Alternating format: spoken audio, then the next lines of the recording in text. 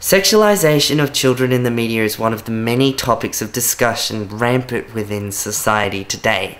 Accusations are often made of the media in that they continue to make the age at which they display young people in a sexualized manner younger and younger.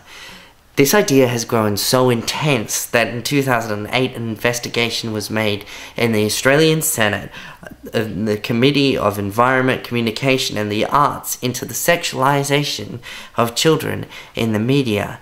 And in their report, Corporate Pedophilia, Emma Rush and Andrea Lanoz go so far as to say that the magazines aimed at children as young as primary school age cause premature sexual activity.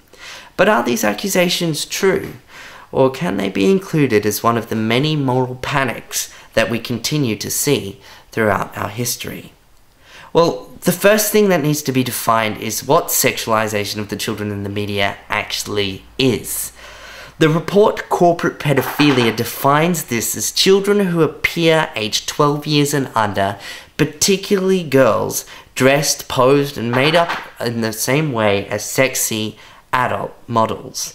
And they even go so far as to suggest that this is an abuse of both children and public morality.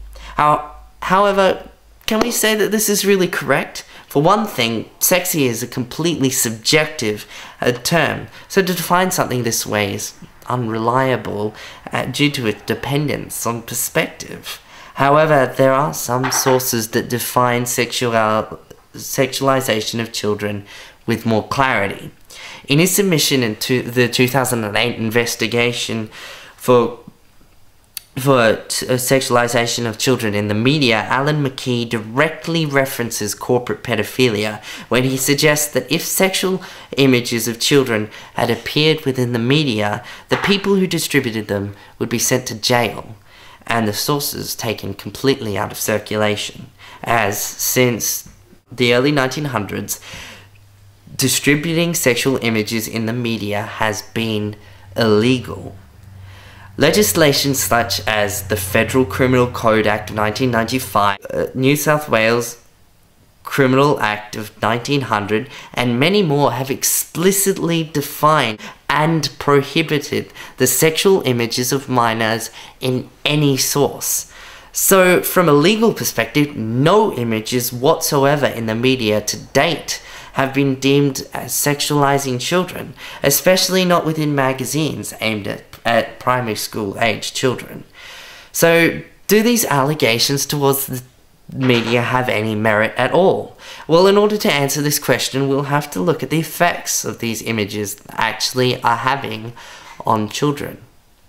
Often, thin connections can be made between sexualization of children in the media and other pressing social issues to oversimplify situations such as premature sexuality, self-esteem issues, anorexia, and abuse of women.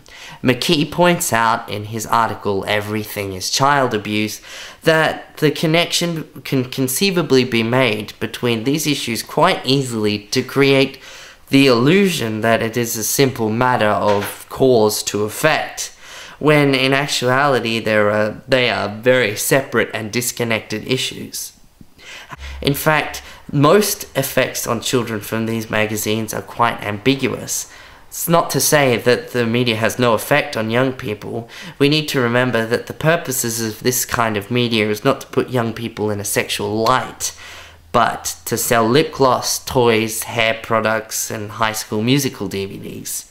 So perhaps the allegation that sexualization of children in the media has gotten out of control is an exaggeration on the part of a worried generation of parents with a need to find something to protect their children from. This is not to say that the depiction of children in the media will not have some effect on their development, or that some of the ways children are depicted within the media are not cause for concern, but rather that specifically children are not being overly sexualized in these particular sources of media.